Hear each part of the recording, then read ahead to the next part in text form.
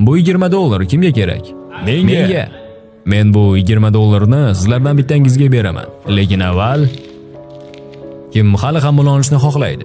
Men. Va agarda men avval bunday qilsam-chi? Endi-chi buni kim xohlaydi? Men. Hurmatli talabalar, men sizga hozirgina juda muhim bo'lgan darsni ko'rsatib berdim. Bu pulga nima qilganimdan qat'iy nazar, siz hali ham buni olishni xohlayapsiz. Chunki u hech qachon o'z qiymatini yo'qotmaydi. Hayotimizda ko'p marta biz o'zimizni hayot bizni sindirgandek va u xuddi bizni shunchaki ezg'ilab tashlagandek his qilamiz.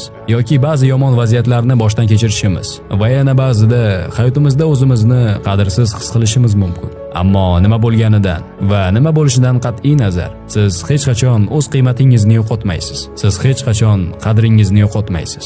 Buni hech qachon unutmang.